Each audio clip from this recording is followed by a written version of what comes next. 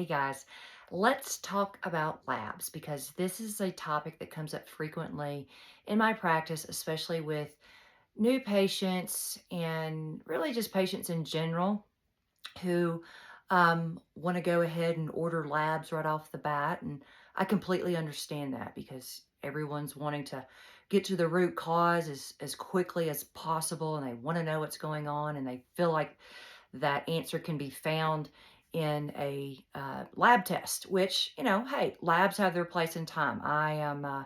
There are certain standard labs I order commonly and frequently, and even specialty tests that I order when the time is appropriate, but often it is not right off the bat. Um, and my views on lab testing have evolved over the years. I'm much more conservative, I feel, when I in ordering them, and there's a lot of reasons for that. So for one thing, these things are expensive, and if any of you have worked with a functional medicine practitioner in the past, you know how expensive some of these specialty tests can be. And even my cost is expensive. And we are one of the few practices that do not mark up the cost of any of our tests. My cost is your cost. But, when it comes to labs, very often um, the results are not going to change what I want my patients to do. So that's why I don't order them right off the bat often for many people.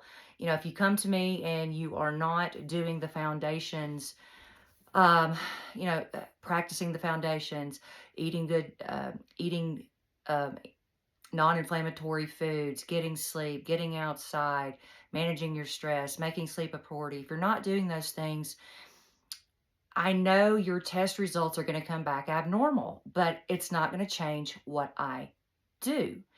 And often, a lab test and the results that you get back don't mean a whole lot unless you know the patient.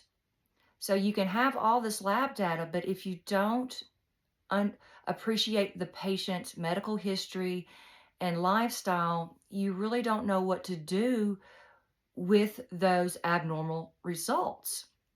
And a lot of people don't realize this too is that these lab tests are often created to for the mainstream medical insurance system. You get this lab result, which then dictates what diagnosis you have, and of course, then what medication you are prescribed. And there's a lot of interpersonal variability with labs, even from, day to day, week to week, and of course, month to month. And, you could test your thyroid function this week and it's going to be different possibly next week or the week after. And even from day to day, there can be variability with certain labs. And so you can't hang your hat on a lab value, and you certainly don't want to go chasing lab values. Let's say your iron comes back low or your B12 comes back low. You don't want to just, oh, I need to go take an iron supplement or I need a supplement with B12. You need to understand why those lab values are abnormal. And if they're consistently abnormal, there's a reason and you need to explore that. And there's lots of different causes for that depending on the person. And so, and I see this play out all the time. People are like, I ordered all these labs and now I need to address them.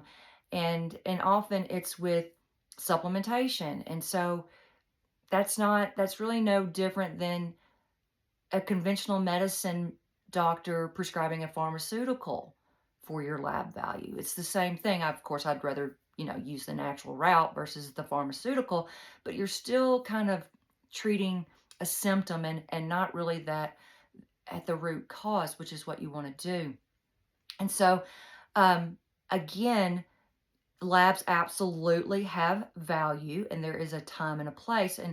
And we often will order labs when the values come back and it's actually going to change what we do. Like if we order a vitamin D and it's like really low, okay, you need to get outside more. If you're not already, but we're going to make that suggestion anyway. Or it's a way to kind of monitor if you are supplementing with vitamin D. Are you supplementing too much? Is it enough? So there's things like that to consider. And then when it comes to specialty testing, I have a lot of particularly female patients who want their hormones tested, again, right off the bat. I need my hormones tested. My periods are irregular. I'm having PMS really bad. I'm having perimenopause. I'm having all these issues.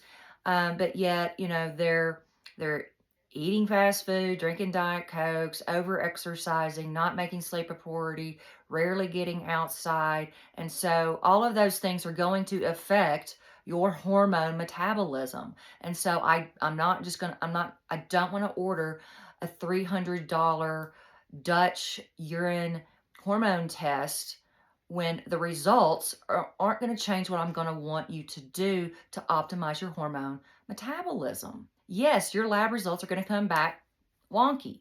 Or I get some blood, some hormone blood tests, which really aren't the best way to really evaluate your hormones. I kind of like doing a combination just to kind of um, see the differences quite often between blood and urine metabolites. But again, there are specialty tests that I do like to use. Like sometimes I'll order a 3-day stool study when we've been working on your gut health and you're not improving like we thought you should.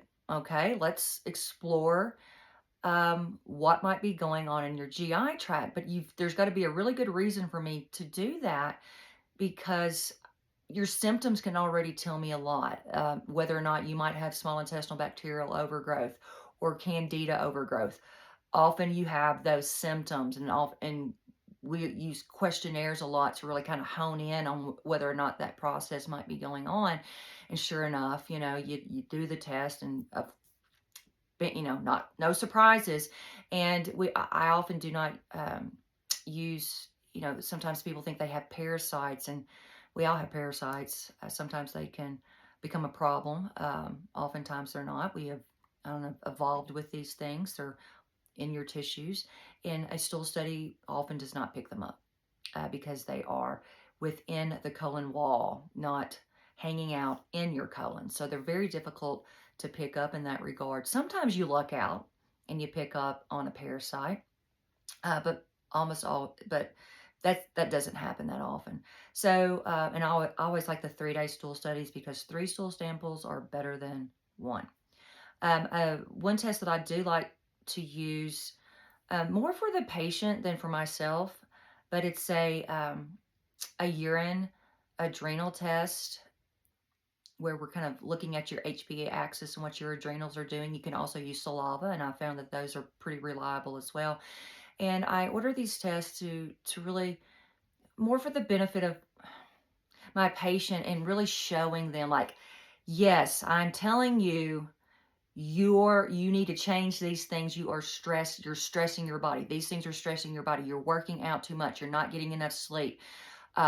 Your chronic worry, and a lot of patients are resistant to the changes that we recommend until we show them those results, and they look at it and there's just kind of like a flat line, and so they need to see that, and I get that. Objective data and testing data is good in that regard, but I'm never surprised by what I see on some of those adrenal tests. I say I'm never, sometimes I am. And those tests also are much more robust when you have multiple tests that you've done in the past so that you can see trends, because you can do these tests and you don't know if your adrenal status is improving or worsening. And so if you've done them in the past, you can kind of see the trends in your life and kind of say, oh yeah, I was not as stressed then, or I wasn't over exercising then. I looked a lot better. And I'm like, yeah, you were.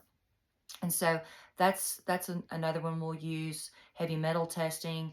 We order when often you've got a history, there's something in your history that makes us kind of leery about that, whether it's a mouthful of mercury, um, you've worked in certain careers where you are exposed to a lot of heavy metals, but sometimes you can be exposed to these things and never even know it.